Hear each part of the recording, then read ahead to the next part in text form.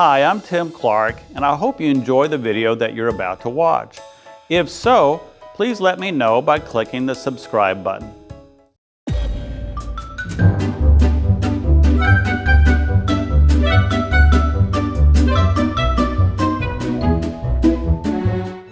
Welcome to another edition of On Location Spotlight. Today we're featuring Supertam on 66, which is located in Carterville, Missouri, just up the road from Joplin. I was recently in Carterville and I sat down with the owner, Chris Briley.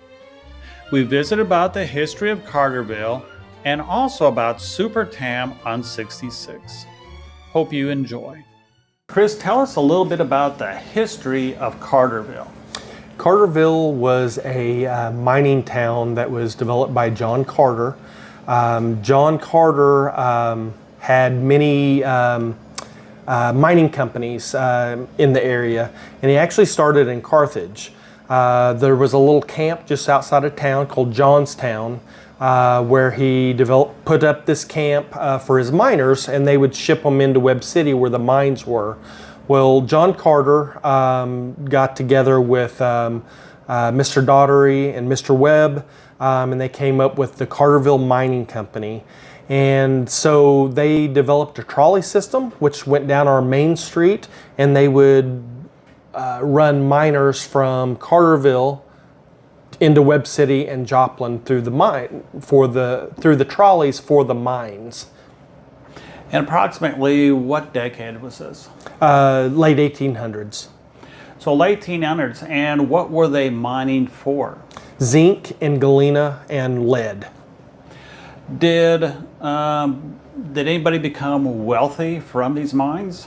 Yes, Carterville surprisingly was one of the wealthiest towns in Missouri in the late 1800s. They had more millionaires because of the mines per capita than just about any other city in Missouri. And Carterville, it was 1940 or 50 when it started declining, as soon as the mines started shutting down. For a long time, Carterville, Webb City, Joplin produced more lead than any other place in the United States, and they produced about 90% of all the lead for World War I and II. Is there any history of Route 66 through Carterville? Yes, Route 66, the original 1926 route, goes straight through the heart of Carterville. It goes through Carthage, hits Carterville into Webb City and Joplin. But our main street in Carterville is Route 66, and it is the original route, 1926. Tell me about this building, how old it is, and then tell us about your business inside. Yeah, the building that the shop is in is, best guess, about 100 years old. What they believe it was the old lumber office for the lumber yard that was here in town. Carterville had two banks, a lumber yard, a hardware store. It was a very booming little town. This was believed to be the office for the lumber yard. And what is it today? Today it is Supertam on 66. We started in 2006 with a Superman collection.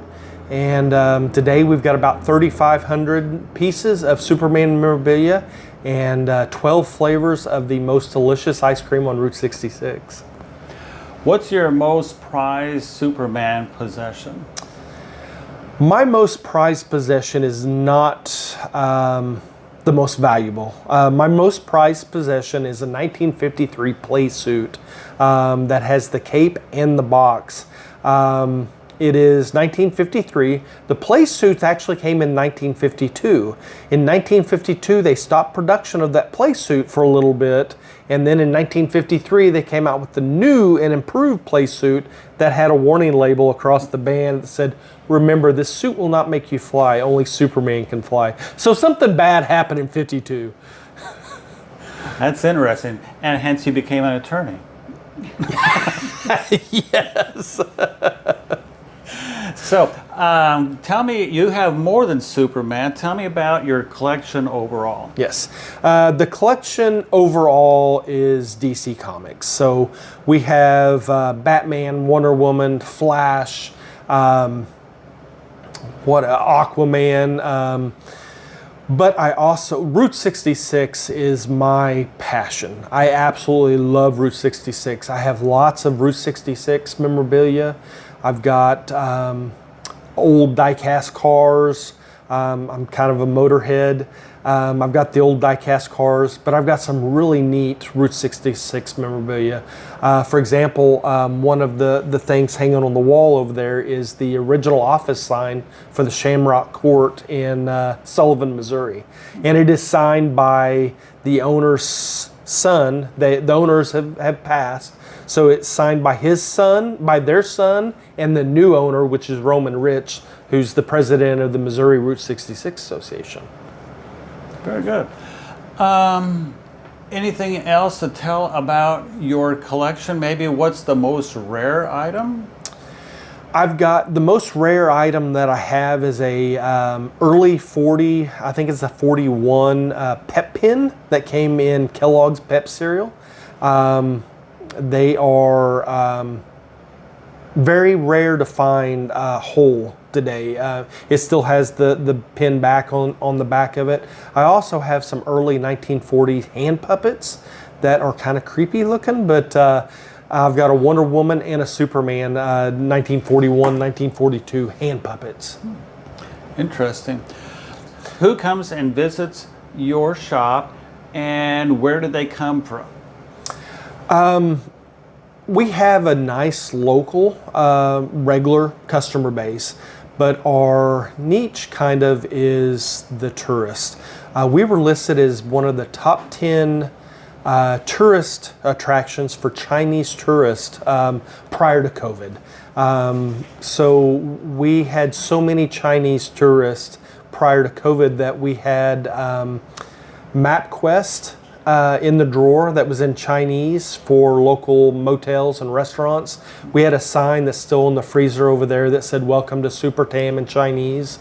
I've got whole guest books that are almost the whole guest book is Chinese. So our traveler base is everywhere from China, Japan, Germany. We have a lot of Europeans, Germans.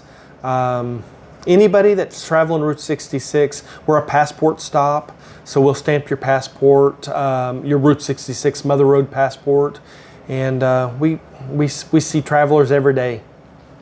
What do you do to help them have a good time while they're here? Like I said, I'm a Route 66 buff. I love Route 66. I've traveled it about 15 times, start to finish.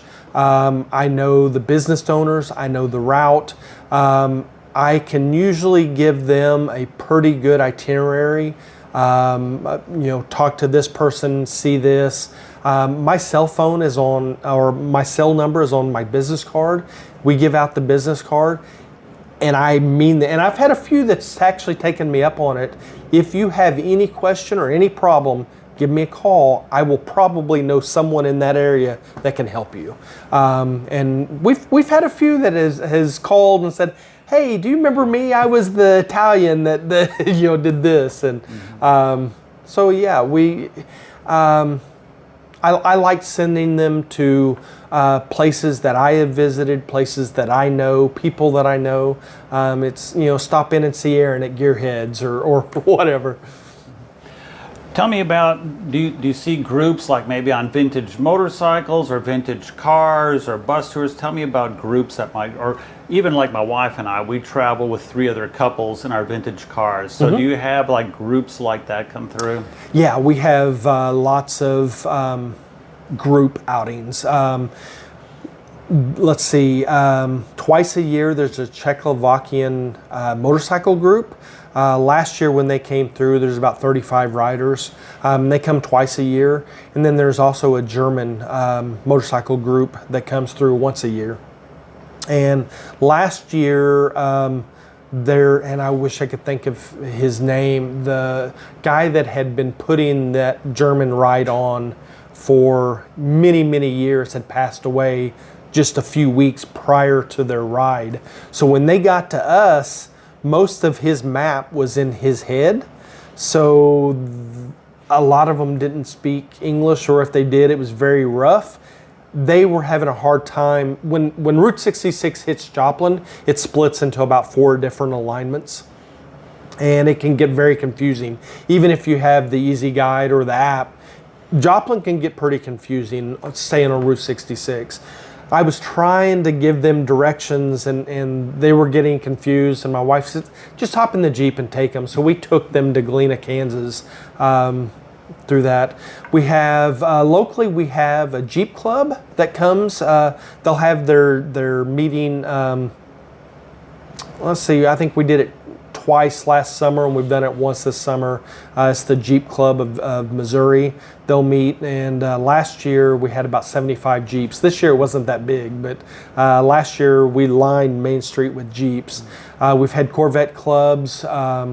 We've had our own car shows here, and we see some pretty cool old cars come through. Tell me about the dining car and how that can be a place to enjoy the ice cream that you purchase here. Yeah, the dining car is going to be a 1950s replica diner. I've got some booths that were donated to us. I've got an old ice cream cabinet that was donated to us.